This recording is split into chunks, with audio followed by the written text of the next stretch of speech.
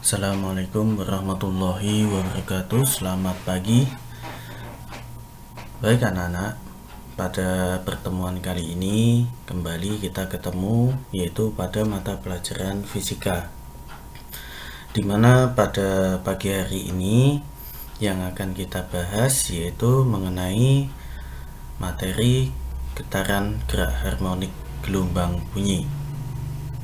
Nah, untuk getaran dan gerak harmonik ini sudah kita pelajari pada pertemuan sebelumnya.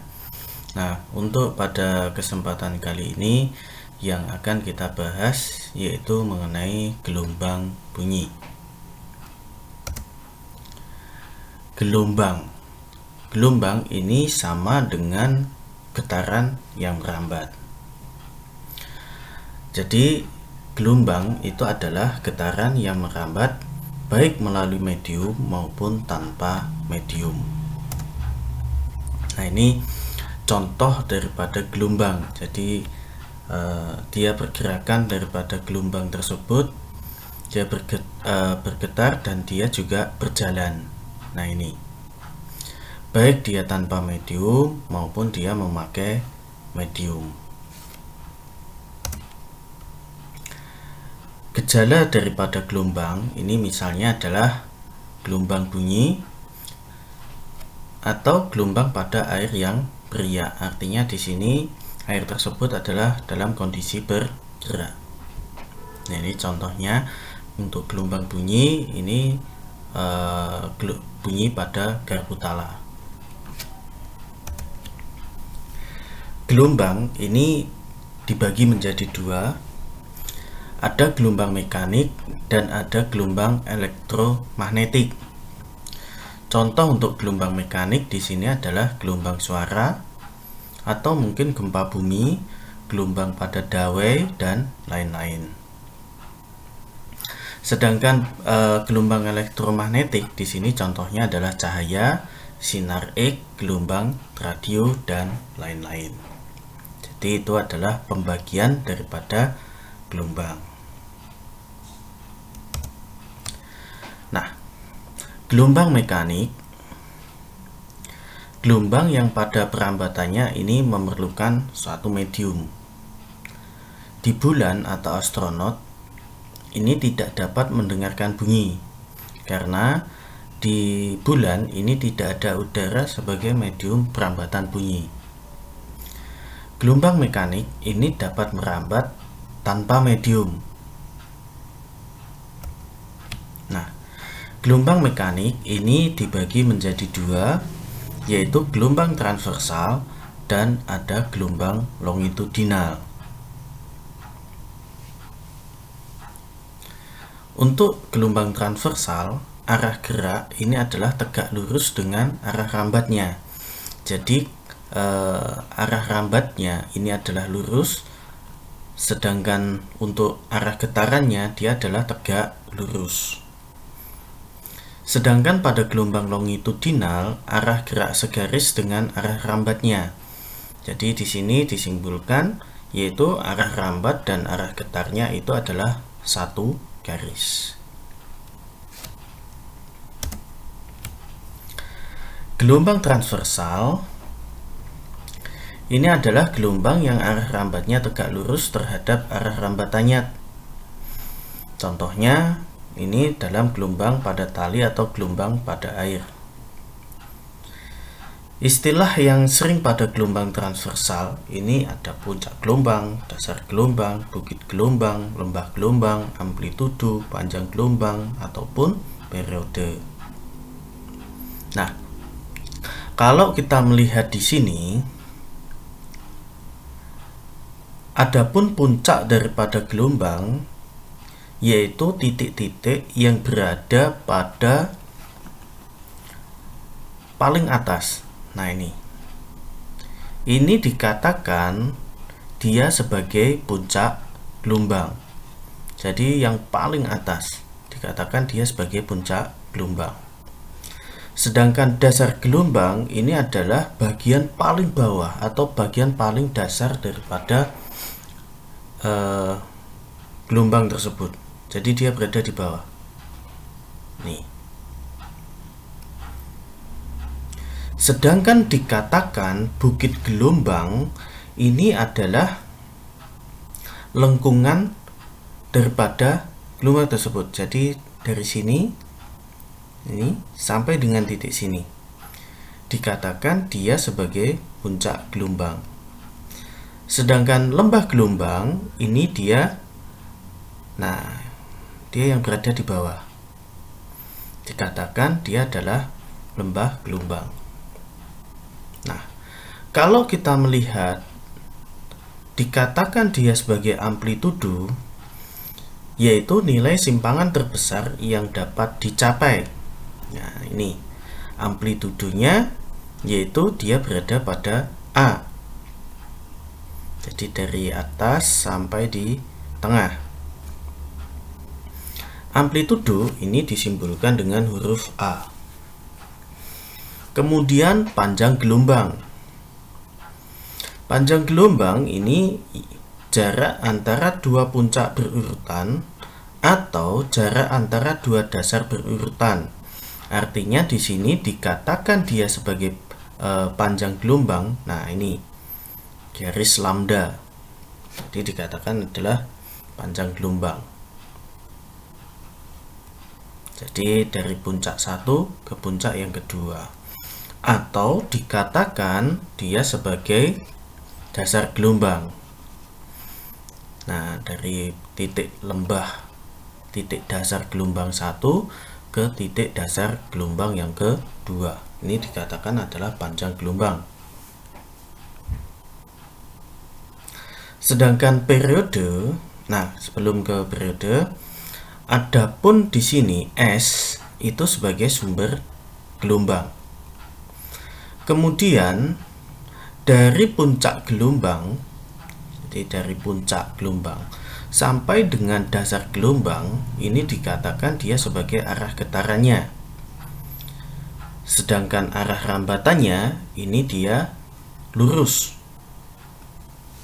Nah, maka dikatakan dia gelombang transversal itu arah rambatan dan arah getarannya adalah tegak lurus. Periode atau T ini adalah selang waktu yang diperlukan untuk menempuh dua puncak atau dua dasar yang berurutan. Nah, jadi waktu yang diperlukan daripada panjang gelombang. Jadi dari puncak satu ke puncak yang lain, atau dasar satu, dasar gelombang satu ke dasar gelombang yang kedua. Ini adalah gelombang transversal. Sedangkan gelombang longitudinal ini adalah gelombang yang arah getarannya searah dengan arah perambatannya. Dalam gelombang longitudinal ini terdapat renggangan dan rapatan. Contoh daripada gelombang longitudinal di sini adalah gelombang pada selinki dan gelombang bunyi. Nah, kalau kita melihat di sini, ini dikatakan adalah rapatan. Jadi di sini ada yang dia agak renggang dan di sini dia agak rapat, sehingga dikatakan ini adalah jaraknya atau lambdanya. Nah, ini kita lihat gambarnya. Panjang gelombang ini adalah jarak yang ditempuh oleh gelombang selama selang waktu satu periode getaran partikel medium yang dilalui oleh gelombang. Sedangkan periode getaran partikel medium yang dilalui gelombang ini disebut dengan periode gelombang. Ini adalah gelombang longitudinal.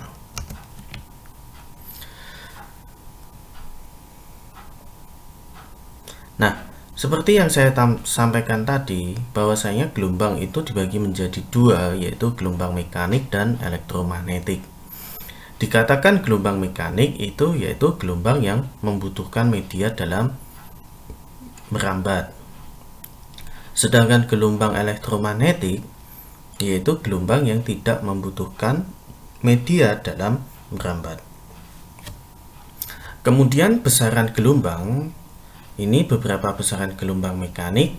Ini contohnya adalah panjang gelombang, amplitudo, cepat rambat gelombang, dan sebagainya. Dikatakan panjang gelombang ini adalah jarak yang ditempuh gelombang dalam satu periode. di mana satu panjang gelombang untuk gelombang transversal ini adalah satu bukit dan satu lembah gelombang.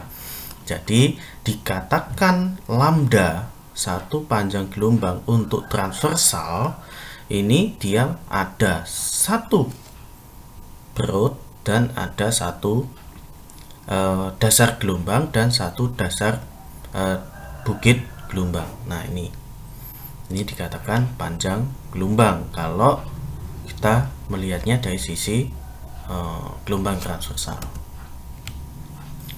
Nah, sedangkan satu panjang gelombang untuk gelombang longitudinal ini sama dengan jarak antara dua rapatan atau dua renggangan yang berdekatan. Nah, kalau kita melihat di sini ada rapatan. Nah, ini rapatan, ini rapatan. Sedangkan di sini dikatakan dia adalah renggangan. Nih. Sehingga satu panjang gelombang atau satu lambda untuk gelombang transversal ini mengandung satu rapatan dan satu renggangan. Sehingga dia mengandung satu gelombang untuk transversal ini yaitu dia mengandung satu renggangan dan satu rapatan. Nah, ini daripada panjang gelombang. Nah, amplitudo ini adalah simpangan gelombang yang paling jauh, di mana amplitudo hanya terjadi pada gelombang transversal. Cepat rambat gelombang yang disimbolkan V ini adalah jarak yang ditempuh gelombang dalam satu satuan waktu. Nah, secara matematis hubungan cepat rambat gelombang kemudian jarak dan sebagainya ini dapat dirumuskan yaitu V sama dengan S dibagi T, di mana S-nya itu adalah jarak tempuh, T-nya adalah waktu, V-nya itu adalah cepat rambat gelombang. Bila S sama dengan lambda, ini berarti T sama dengan T besar atau periode. Sehingga secara matematis dapat dirumuskan V sama dengan lambda dibagi T, di mana lambdanya adalah panjang gelombang, T-nya adalah periode. Karena seperti sama dengan F, maka V itu juga bisa diturunkan kembali. Maka V sama dengan lambda dikali F, di mana F-nya ini adalah sebagai frekuensi dengan satuan Hertz. Nah, frekuensi gelombang ini adalah banyaknya gelombang yang melewati suatu titik setiap detiknya. Nah, contoh soal. Gelombang merambat pada tali dalam waktu setengah detik. Terjadi 3 bukit dan terjadi 3 lembah gelombang. Bisa Anda bayangkan. Jika jarak antara dua puncak gelombang 40 cm, cepat rambat gelombangnya adalah di sini diketahui T-nya adalah 5 sekon, N-nya adalah 3 gelombang karena terjadi 3 bukit dan 3 lembah. Sedangkan lambdanya itu adalah 40 cm, kita konversikan menjadi meter yaitu 0,4 meter. Ditanyakan adalah V, maka F sama dengan N dibagi T. F sama dengan 3 dibagi 0,5 sama dengan 6 Hz. Maka V sama dengan lambda dikali F. Maka V sama dengan 0,4 dikali 8 sama dengan 2,4 meter per sekon. Contoh yang kedua, sebuah gelombang merambat di udara dengan kecepatan 360 meter per sekon. Jika panjang gelombang bunyi adalah 25 cm, hitunglah frekuensinya. Diketahui V-nya adalah 360, lambdanya adalah 25 cm. Kita konversikan dalam meter yaitu 0,25. Ditanyakan adalah F. Maka F sama dengan V dibagi lambda sama dengan 360 dibagi 0,25 sama dengan 1440 Hz. Nah, ini adalah gelombang. Berikutnya adalah bunyi.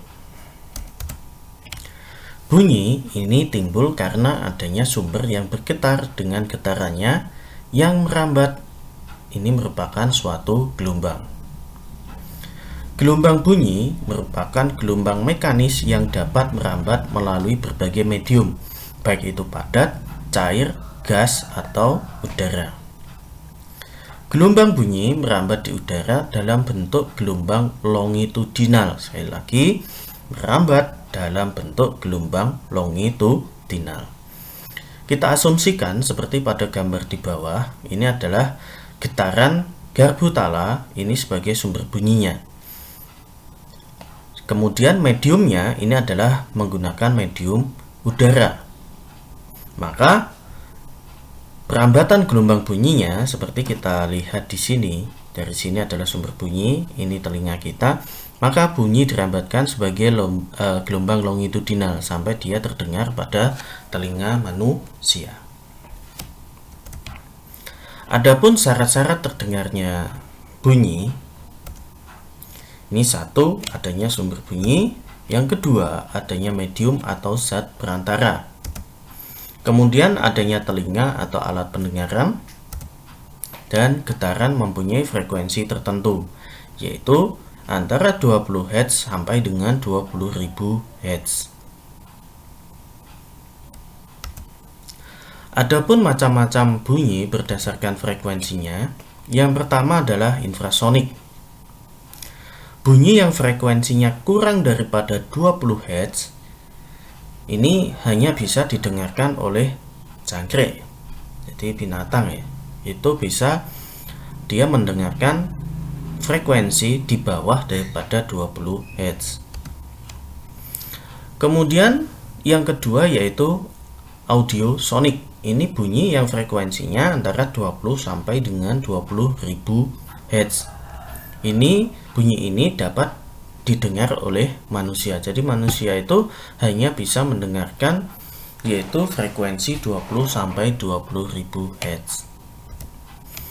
Kemudian yang berikutnya adalah ultrasonik, yaitu bunyi yang frekuensinya lebih dari 20.000 Hz.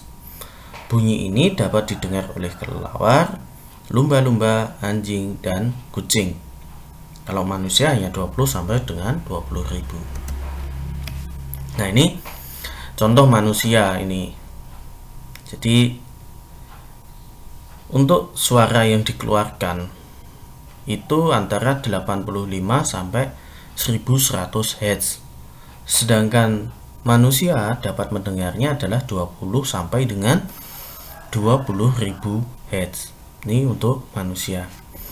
Sedangkan belalang ini untuk mengeluarkan suara, dia frekuensinya 7000 sampai dengan 100.000 Hz. Sedangkan dia dapat mendengarkan yaitu 100 sampai dengan 15.000 Hz. Sedangkan yang terdengar pada kelelawar, dia bisa mengeluarkan suara 10.000 sampai dengan 120.000 Hz. Sedangkan kelelawar ini dapat mendengarkan antara 1000 sampai dengan 120.000 Hz. Sedangkan untuk anjing atau kucing ini adalah 450 sampai 1080 Hz dia mengeluarkan suaranya. Sedangkan dia dapat anjing dapat mendengarkan yaitu 15 sampai dengan 50.000 Hz. Ini untuk frekuensi binatang dan manusia. Yang berikutnya adalah warna musik. Jadi setiap hari pasti kita mendengarkan alunan musik dan sebagainya. Nah, warna bunyi suatu alat musik ini tergantung atas perubahan tekanan udara dalam gelombang daripada bunyi yang dihasilkan. Gelombang bunyi dari garbu tala ini mempunyai perubahan tekanan yang halus, memberikan warna yang jernih. Gelombang bunyi dari biola ini mempunyai perubahan tekanan yang tiba-tiba yang memberikan warna bunyi yang lebih kasar. Jadi kalau di sini garbu tala ini adalah gelombang sederhana murni dan lembut. Sedangkan fluid itu adalah perubahan halus memberikan warna yang mengalun. Sedangkan oboe yaitu perubahan yang cepat memberikan warna yang kaya variasi. Sedangkan biola, gelombang suara yang bersinergi memberikan warna yang lebih jelas dan kasar. Ini adalah warna musik. Cepat rambat bunyi di dalam beberapa zat atau medium, baik itu udara, cair maupun gas. Ini seperti yang ada pada tabel. Jadi mulai gas karbon sampai dengan besi, berapa cepat rambatnya. Jadi dari tabel tersebut, cepat rambat bunyi ini tergantung pada jenis medium perantaranya dan suhu medium tersebut. Jadi tergantung jenis medium dan suhu medium. Ini sangat berpengaruh sekali. Nah, sehingga mengapa suara yang didengar pada malam hari ini lebih jelas dibandingkan pada siang hari? Nah, ini silahkan Anda asumsikan, tarik kesimpulan. Jadi di sini ada sumber bunyi, di sini sumber bunyi, kemudian ada manusia yang mendengarkan. Kenapa pada saat siang, pada saat malam ini lebih jelas dibandingkan dengan pada saat siang? Ingat, karena medium dan suhu ini sangat berpengaruh. Nah, sumber titik atau point source ini adalah ukuran sumber emisi kecil dibandingkan jarak antara sumber dan pengamat. Sedangkan muka gelombang ini permukaan dengan fase yang sama. Sedangkan arah gelombang tegak lurus terhadap wavefront arah penjalaran. Intensitas bunyi ini adalah luas wavefront pada jarak R daripada sumber, sehingga A sama dengan 4pi R kuadrat. Intensitas bunyi dapat dirumuskan yaitu I sama dengan PS dibagi A, artinya PS di sini adalah sumbernya. Nah, karena A itu adalah 4pi R kuadrat, maka PS dibagi 4pi R kuadrat, sehingga tetap sama. Ini hanya sebagai turunannya. Nah, bagaimana kita mengukur suatu bunyi? Level bunyi ini dapat berubah-ubah sesuai dengan besaran ordernya atau order of magnitude. Tingkat bunyi beta ini didefinisikan sebagai P sama dengan 10 dB log I dibagi I0. dB itu adalah desibel, yaitu satuan untuk bunyi. Sedangkan I-nya itu adalah intensitas suara, intensitas bunyi. Sedangkan I0-nya itu adalah 10 pangkat min 12. Sedangkan jika I berubah menjadi 10 kali, maka B itu juga bertambah 1. Nah, ini contoh daripada pengukuran sumber bunyi.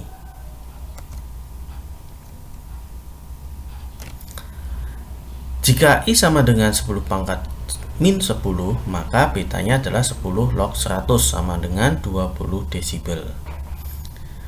Di udara terbuka, pengukuran intensitas itu adalah I1 dikali R2 kuadrat sama dengan I2 dikali R2 kuadrat.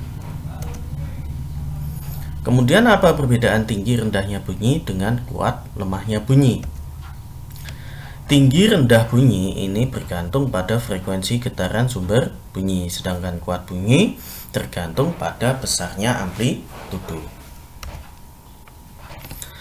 Adapun faktor-faktor yang mempengaruhi kuat bunyi ini adalah amplitudo, jarak sumber bunyi dari pendengar, dan jenis medium. Di dalam gelombang bunyi, kita mengenal yang namanya efek Doppler, di mana efek Doppler terjadi saat terdapat gerak relatif antara sumber dan detektor atau pengamat. Efek Doppler ini adalah perubahan frekuensi bertambah atau berkurang yang disebabkan oleh gerak dari sumber dan atau detektor. Untuk pembahasan berikut, laju diukur relatif terhadap udara medium tempat menjalarnya gelombang bunyi. Nah, di sini detektor bergerak mendekati sumber, maka matematisnya F aksen sama dengan V plus VD dibagi V dikali F, dimana VD adalah laju selalu positif. Secara umum F aksen sama dengan V plus minus VD dibagi F kali V dikali F. Dikatakan plus ini apabila dia mendekati sumber bunyi.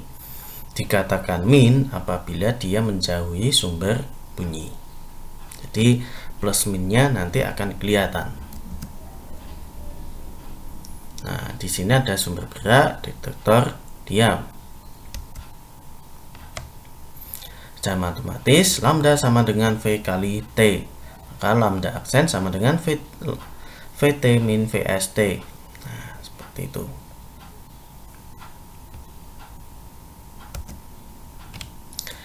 Efek Doppler secara umum apabila dia positif maka dia mendekati sumber suara.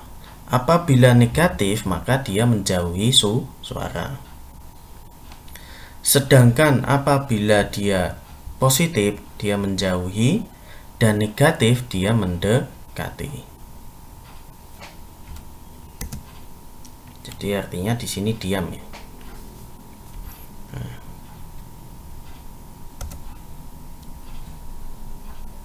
Ini kita mediumnya adalah dengan menggunakan medium udara. Bagaimana dengan supersonik? Ini kan kalau kita melihat tadi dibagi menjadi dua. Nah, termasuk di dalamnya adalah supersonik.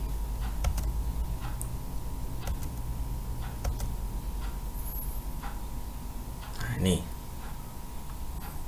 pergerakan daripada supersonik. Nah, ini contohnya pada peluru. Demikian juga dengan pesawat. Jadi pesawatnya sudah di depan, suaranya masih di belakang karena dengan kecepatan yang luar biasa. Baik, sampai di sini dulu pertemuan kita pada pagi hari ini. Tetap selalu jaga kesehatan, patuhi protokol kesehatan, dan jangan lupa 5M. Kurang lebihnya minta maaf. Assalamualaikum warahmatullahi wabarakatuh. Selamat